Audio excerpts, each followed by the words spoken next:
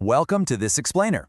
You know the drill. You spend hours at the gym, you cut carbs, you track literally every single calorie, but a few months later, you're right back where you started.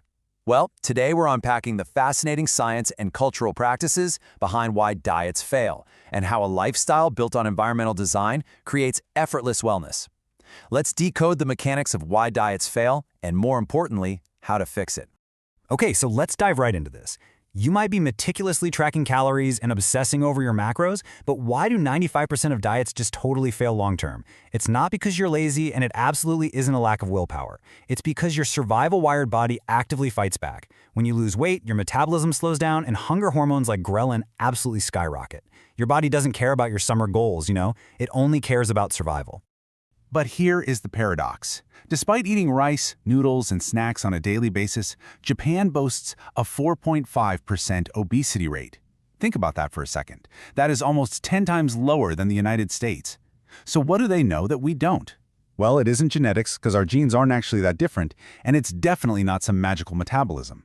And get this effortless slimness isn't coming from pumping iron either. A mere 3% of Japanese people even have a gym membership. 3%. If it isn't about dieting harder, and it isn't about sweating it out in a gym for hours on end, then the answer is actually pretty simple. It's about living smarter. That brings us to Section 1, Designing a Better Environment. It all kicks off with Habit 1, training taste buds early. Think about American factory diets. They're often run by profit-driven companies, and they literally wire the brain to crave sugar through processed foods like chocolate milk and tater tots.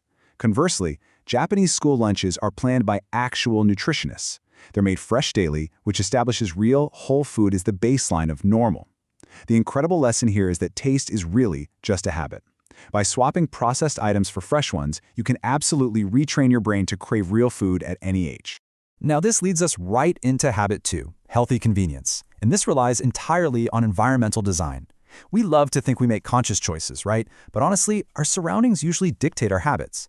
Japan has 15 times more convenience stores in the US, but they're stocked with default healthy options. We're talking rice bowls, miso soup, and grilled fish for just a few bucks. If you want to eat better, you've got to stop fighting your cravings and start changing what's around you. Moving right along to Section 2, Rethinking Portions and Sugar. Habit 3 introduces this incredible cultural concept called hara hachibu.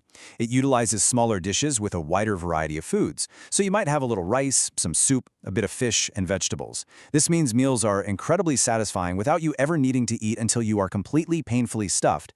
It values moderation and pretty much completely eliminates those massive all-you-can-eat portions we're so used to. This practice cleverly taps into what psychologists call unit bias. Basically, by simply using smaller plates, your brain registers that you've finished a complete unit of food. Because of this little psychological quirk, you end up consuming way fewer calories without ever triggering that miserable feeling of restriction. Your eyes see an empty plate, and your brain immediately signals satisfaction. It's practically magic. And this exact same psychology applies to Habit 4, Sugar Awareness. Did you know the average Japanese person eats literally half the sugar Americans do? Half! And that is powerfully reinforced by dramatically smaller portion sizes for drinks. A soda can over there is just 150 milliliters compared to a massive 350 milliliter standard can in the US.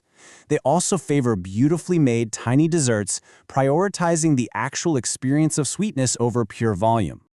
So here's a real game changer. Studies show that cutting your sugar intake by just 40% for 2 months actually changes your perception of sweetness, meaning you can start retraining your taste buds today.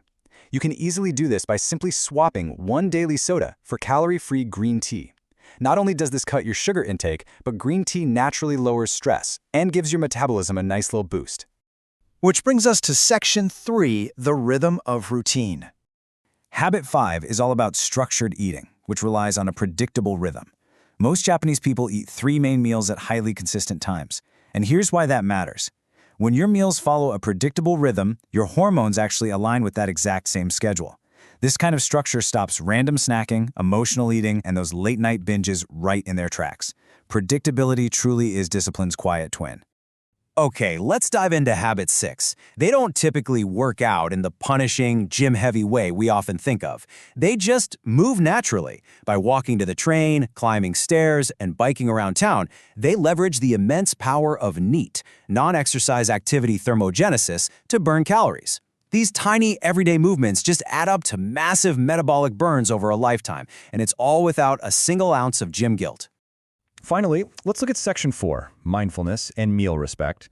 Get a load of this. It takes a full 20 minutes for your brain to actually signal that your stomach is full.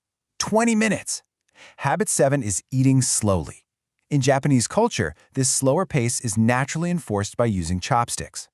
By navigating your food differently and taking smaller bites, you naturally give your brain the necessary 20-minute window to actually register that you've had enough. But hey, if you don't use chopsticks, no worries. You can achieve the exact same neurological benefit by actively following a few simple steps during your next meal. Just put your fork down between bites. Chew your food thoroughly. Take a breath. It sounds remarkably simple, but this kind of pacing forces mindfulness and completely alters how much food you consume before feeling satisfied. Habits 8 and 9 are ultimately about respecting the meal as a mini ceremony. That means no eating on the go, no phones, no doom scrolling, and absolutely no multitasking. By eliminating these modern distractions, you intentionally reconnect with your body's innate signals of hunger and satisfaction. The meal becomes an experience of respect rather than just some mindless chore you rush through. So, the whole takeaway here? This Japanese secret isn't some mysterious, restrictive diet. It is a holistic mindset of balance, rhythm, and respect. When you finally stop fighting your body and start designing a life that actually supports it, staying healthy stops being a battle and simply becomes a natural byproduct of who you are.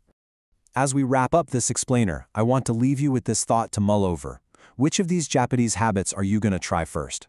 Whether it's swapping out a soda, eating from a smaller plate, or just taking a moment to put your fork down, think about how you might subtly redesign your own environment and routine, starting today. Until next time, stay curious and keep learning.